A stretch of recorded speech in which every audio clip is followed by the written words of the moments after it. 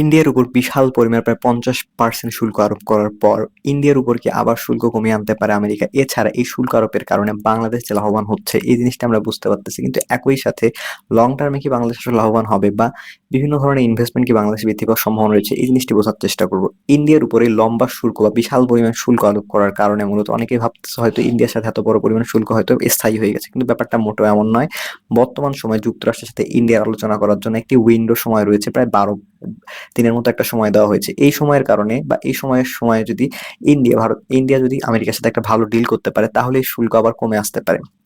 ব্যাপারটা আমাদেরকে ভালোভাবে বুঝতে হবে যে ইন্ডিয়ার উপর এত বড় শুল্ক আরোপ করার একটা সবচেয়ে বড় কারণ ছিল যে ইন্ডিয়ার সাথে যুক্তরাষ্ট্রের তেমন কোনো বড় ডিল হতে পারেনি। অর্থাৎ ইন্ডিয়া এখানে বার্গেনিংয়ের মাধ্যমে নিজেদের যে দিক রয়েছে বা নিজেদের যে স্বার্থ রয়েছে সেই স্বার্থকে সবচেয়ে বেশি প্রাধান্য দিচ্ছিল। এতে করে যুক্তরাষ্ট্রের কাছ থেকে আসলে তারা বা যুক্তরাষ্ট্র ইন্ডিয়ার কাছে তেমন কোনো লাভ করতে পারেনি। তো এই মুহূর্তে যদি ইন্ডিয়া কিছু ক্ষেত্রে যুক্তরাষ্ট্রকে সুবিধা দেয়, বিশেষ করে একটা বড় আমদানি করে ফেলে, ডিফেন্স প্রোডাক্টের একটা বড় আমদানি করে ফেলে, বিশেষ করে লকহিড মার্টিনের যে F-35 ইন্ডিয়ার কেনার কথা ছিল এটি যদি ইন্ডিয়া অর্ডার করে ফেলে তাহলে এই ক্ষেত্রে শুল্ক খুব দ্রুত কমে আসতে পারে। একই সাথে আরেকটি অবজেকশন ছিল ইন্ডিয়ার বিপক্ষে। ইন্ডিয়া হচ্ছে রাশিয়ার কাছ থেকে বিপুল পরিমাণ অয়েল পারচেস করে, অর্থাৎ রাশিয়ান তেল ক্রয় করে। এটি যদি ইন্ডিয়া অনেকটা কমিয়ে আনে বা একদম না বরাবর নিয়ে আসে তাহলেও হয়তো এক্ষেত্রে ইন্ডিয়ার উপর শুল্ক প্রায় 25% থেকে যে 50% শুল্ক রয়েছে সেটি কমে 20% বা 25% চলে আসতে পারে। তো ব্যাপারটা হচ্ছে এমন যে ইন্ডিয়া এবং যুক্তরাষ্ট্রের মধ্যে এই ডিলটি এখন পর্যন্ত পুরোপুরি ফাইনালাইজ নয়। ইন্ডিয়া এবং যুক্তরাষ্ট্রের মধ্যে বর্তমান সময়ে যে টেনশন দেখা যাচ্ছে এতে বোঝা যাচ্ছে যে ইন্ডিয়ার উপর হয়তো একটা বড় শুল্ক থেকেই যাবে, কিন্তু এখানে একটি বড় একটি লুপ হোল রয়েছে। ইন্ডিয়ার উপর যুক্তরাষ্ট্র কিছু ক্ষেত্রে নির্ভরশীল, বিশেষ করে ইন্ডিয়ার ফার্মাসিউটিক্যাল ক্ষেত্র বা ইন্ডিয়ার যে টেকনোলজিক্যাল খাত রয়েছে, বিশেষ করে ইলেকট্রনিক যে পণ্য ইন্ডিয়া যুক্তরাষ্ট্র রপ্তানি করে এর উপর কিন্তু যুক্তরাষ্ট্র কোনো শুল্ক আরোপ করেনি। অর্থাৎ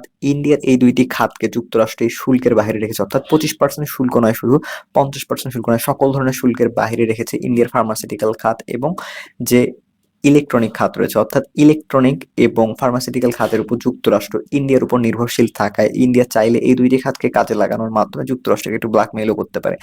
তবে আরো ব্যাপার হচ্ছে এগুলোকে বাদ দিলেও যদি ইলেকট্রনিক বা ফার্মাসিউটিক্যাল পণ্য যুক্তরাষ্ট্র ইন্ডিয়ার কাছে ক্রয় না করে তাহলে সেটা ভিয়েতনাম বা ইউরোপের অন্য কোনো দেশের কাছ থেকে বা তাইওয়ানের মতো দেশের কাছ থেকে ক্রয় করতে পারবে। এক্ষেত্রে ইন্ডিয়া সবচেয়ে বড় যে অপশনটা থাকে তা হচ্ছে যুক্তরাষ্ট্রের কাছ থেকে কোনো ডিফেন্স ইকুইপমেন্ট ক্রয় করা বা রাশিয়ার সাথে ইন্ডিয়ার যে সম্পর্ক রয়েছে সেটাকে বাদ দেয়া, অনেক ক্ষেত্রে রাশিয়ার তেলকে ক্রয় করা কমিয়ে আনা, একটা মিনিমাম পরিমাণ বা একটা মোটামুটি অ্যামাউন্টে কমিয়ে আনলেও যুক্তরাষ্ট্র এই ধরনের একটি ডিল করতে পারবে। তো বোঝা যাচ্ছে বর্তমান সময়ে ইন্ডিয়া এই শুল্ক আসলে খুব দীর্ঘস্থায়ী না হওয়ার সম্ভাবনাই বেশি। তবে খুব যদি সমস্যা হয় বা যুক্তরাষ্ট্রের প্রেসিডেন্ট ডোনাল্ড ট্রাম্প এবং মোদির মধ্যে যদি তেমন কোনো বোঝাপড়া না হয় বা তাদের মধ্যে যদি খুব একটা ভালো ডিল না হতে পারে তাহলে সেক্ষেত্রে একটা বড় শুল্ক থাকার সম্ভাবনা রয়েছে। ডোনাল্ড ট্রাম্পের মূলত শুল্ক দেওয়ার উৎস বা শুল্ক দেওয়ার পরিকল্পনা হচ্ছে শুধুমাত্র শুল্ক রেখে দেওয়া না, কারণ শুল্ক দিলে যুক্তরাষ্ট্রেরও ক্ষতি হতো। যুক্তরাষ্ট্র এই ধরনের শুল্কের কারণে তাদেরকে অল্টারনেটিভ খাত থেকে বিভিন্ন ধরনের পণ্য বেশি টাকা দিয়ে ক্রয় করতে হতো। ইন্ডিয়া থেকে যেটা সস্তায় ক্রয় করতে পারতো সেটা ভিয়েতনাম বা তাইওয়ান থেকে ক্রয় করতে যুক্তরাষ্ট্রকে আরো বেশি টাকা খরচ করতে হবে। তাই যুক্তরাষ্ট্র চায় না আসলে ইন্ডিয়ার উপর এত বড় শুল্ক রাখতে।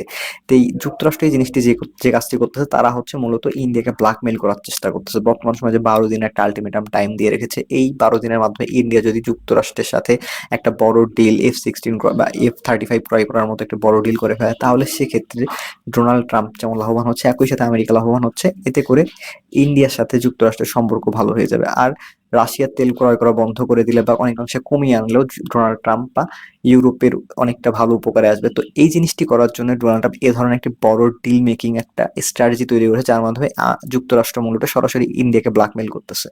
যদি শুল্ক কোনোভাবে স্থায়ী হয়ে যায় বা এর একটা বড় পরিমাণ শুল্ক থেকে যায়, 25% শুল্ক যদি ইন্ডিয়ার উপর থেকে যায় তাহলে বাংলাদেশ আসলে লাভবান হবে টেক্সটাইল খাতে। বিশেষ করে টেক্সটাইল খাতে ইন্ডিয়া প্রায় $5 বিলিয়ন মতো পণ্য আমেরিকায় রপ্তানি করে। এই রপ্তানিটা সরাসরি ধীরে ধীরে বাংলাদেশের দিকে চলে আসবে এবং বাংলাদেশ যেহেতু সবচেয়ে লো কস্টে টেক্সটাইল পণ্য উৎপাদন করে তাই বাংলাদেশ এই ধরনের খাতে সবচেয়ে বেশি অগ্রসর হয়। এমনকি ভিয়েতনামকে ক্রস করে বাংলাদেশ ভবিষ্যতে খুব দ্রুত টেক্সটাইল খাতে একটি বড় একটা হাবে পরিণত হবে, যেটা বর্তমানেও রয়েছে এবং ভবিষ্যতে এর মুনাফা আরো বেশি বৃদ্ধি পাবে।